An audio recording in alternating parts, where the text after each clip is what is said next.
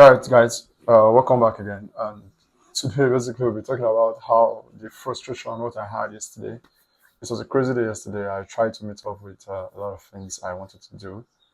So let's just drop right to the video this morning. One of the things I told myself actually is before I get to do anything in the morning, I have to record this video. So as we're speaking right now, I've not done nothing this morning. If I wasn't doing this video this morning, I wouldn't be doing anything which will just be counterproductive to myself. So it's one of the challenges I'm taking to actually ensure that I am on camera every morning, giving you my daily updates of what I've done in the SEO space, what I'm doing, and what I'm going to do. So this is the way of keeping me accountable to ensure that I come on camera and report my activities for the day and hopefully close one or two clients and share tips which I have to do. So for today, we'll be talking about getting phone numbers for rank and rent. This was super stressful. I just want to say it was super stressful all throughout yesterday. I told you in my previous video that I had to fill this Excel sheet with the businesses I was going to be using. So I was going to fill the business name, the address of the business, the phone number, the website, the category, description, the keywords, and the logo. Here's one of them. I think, okay, got an installation Fort Worth, Texas. So I basically covered the basics in my previous videos. So I already have this website, but I have no number attached to it. All through yesterday, I tried to make logos for all the websites. It was hectic because I had to report the logo URL here. So it was hectic. I create description for all the websites. I have over 30 of these websites that I need to rank. So I need to send them out so that citations can be built as soon as possible. Then I will index much later. So I had to create all this logo afresh for 29 or 30 websites. Then I was looking to purchase these numbers yesterday to replace them on the site, but that was where I hit a snag. So I researched the software I was going to use. I saw Twilio was one of the best a lot of persons recommended, and another one too was CallScaler. Here's the difference. With CallScaler, you get to pay $69 monthly if you're doing the monthly plan. If you're doing the yearly plan for the business plan, you got to pay $49 or so. But you have to pay for 12 months. So since I'm just starting out, and I said yesterday I was low on budget, it therefore means I will be paying for $60 a month. And $60 equivalent, and they're going to be giving me each number a local number for $0.5, which is quite a fair deal, I must say. It's a fair deal, but it's not something I can do at the moment because here, by saying 0.5, then I have 30 businesses I have to buy phone numbers for. That's $15, which is quite okay. Then if you now add the $60 per month to it, we're at $75 already. But they're saying they're going to give you $20 worth of credits, $20 worth of usage when you sign up. I don't know if that usage can be used towards getting a local number, but if we should minus that from the distance 20, so I still get to pay $55 monthly for this particular service, at least at first. Then if we're going via the Twilio route, is going to cost a number is going to cost me $1.15. Yes, it's phone number. Let's say,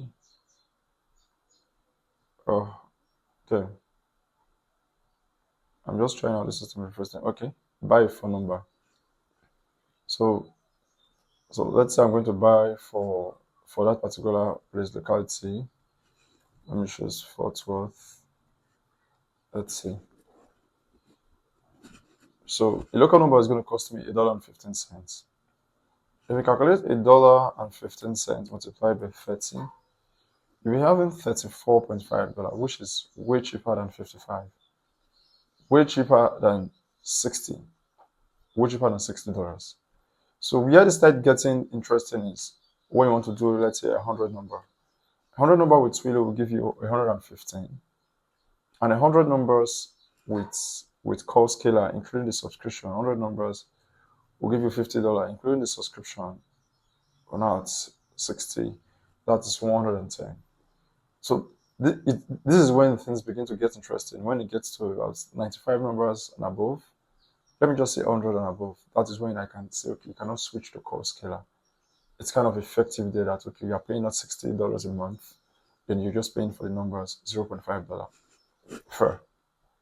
But if you're not there yet, I would suggest, but core scalar is quite easy to use. They have a lot of features I don't think Twilio has just yet. Twilio, you have to manually do all of these things yourself and set it up. The core scalar is just one click and boom, everything just works.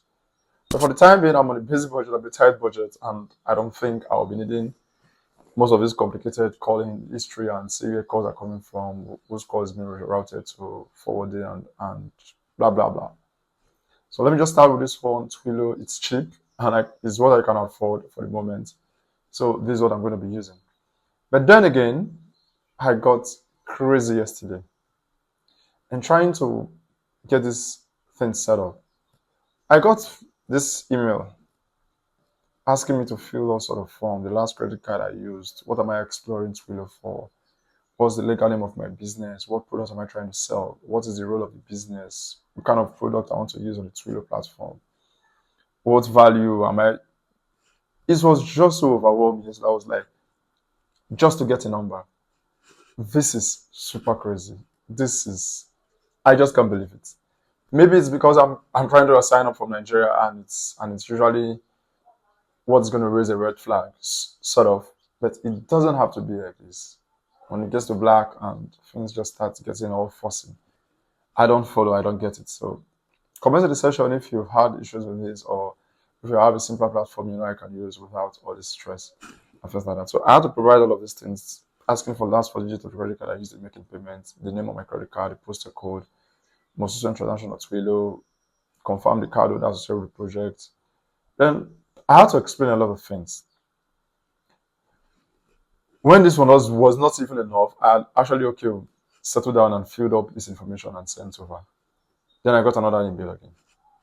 We appreciate your response and we would like to gather some more information, more than what you've already gathered. They need more information about the kind of business I'm doing, the registration number, the legal name, the company address. I have to provide all of this all over again. I was like, dang, do I really have to provide all of this just to get a number going? I just want to get this number and let me feel free and do whatever it is I want to do. I don't know why I'm hitting all of this thing. So it was super crazy for me yesterday and this morning. I was even reporting to my other brother, like, boom, I'm having issues. I don't just know why it's so difficult to actually scale while you are from home here. So luckily for me, I did it and booyah, my account got upgraded and got approved. And I can now show you guys that, okay, yes, you can now buy these phone numbers and things like that. So basically, this is where we are now. So some of the requirements they were asking me for yesterday while trying to open a Twilio account was get company organizational document, registration number, type of company, the personal means of identification, which I did while signing up for Twilio the first time. They asked for means of identification. I took my passport, I took the pictures, and sent them over. They said it was approved until they started sending a lot of messages again. I didn't understand. Then they said my business address, documents, proof of address, what kind of business do I intend to use it for. I just told them I'm going to be using this for lead generation and I just want to be able to track my calls and track the number of leads I'm sending over to a client. And that was it. So alternatives I've researched that you can use is core scalar. But we're talking about more on core scalar tomorrow. We'll talk about the lifetime deal and the monthly subscription deal. What's the difference? How one outweighs the other, and if it's something you should go for, something like that. Then as I get comfy with using Twilio, I'm going to also make a video about it and let you guys know exactly what I think. So one of the issues I faced was I couldn't register with their sign up link on core scalar though. It was still difficult too. I don't know exactly what happened.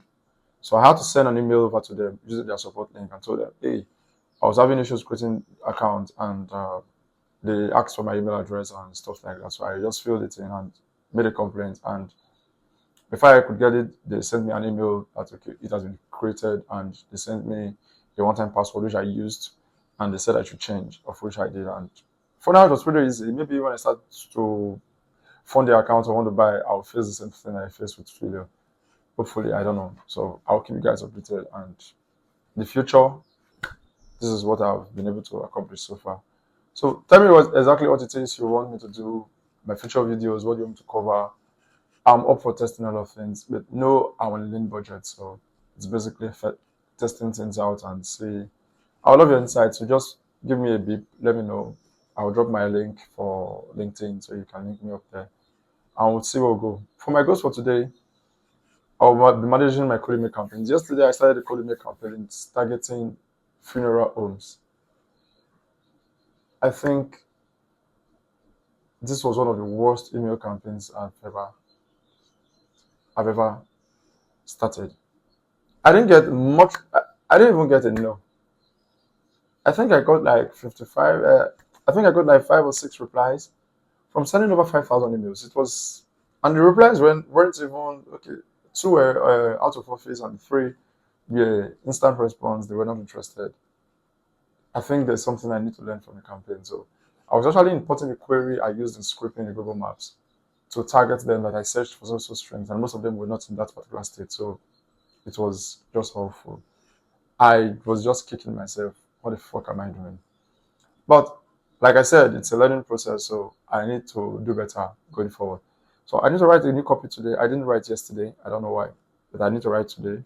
Add more follow-up sequences and resume the campaigns I posted earlier on before to make way for the funeral homes. Then I'll follow up with persons who have responded already. Then I don't think I'm going to be starting any campaign for the time being. I'm just going to be looking at campaigns I've run before and try to modify them and see if I can provide more value for the clients and see. Then I'll continue my cold calling practice. I did call yesterday and it wasn't fair at all.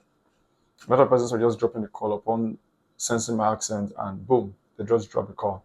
Some persons were like, they're not interested, don't call me again, don't call this number again. So I'm even need to block on my number. So, but I'm still going to try to get over my fears, cold call.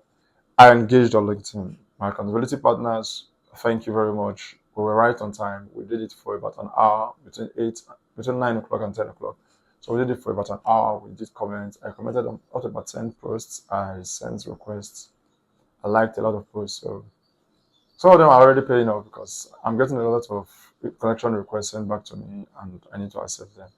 Like that. Then the off page SEO, like I told you, this was basically what I did yesterday. I had filled all the business name, all the business address, the phone numbers. So what's left here is the phone number and the category. I still don't get the category that the guy is talking about, but I'm just going to fill something out there, and hopefully he uses his insights to modify them as he sees fit. Then the description, I've done this. I've done the keywords already.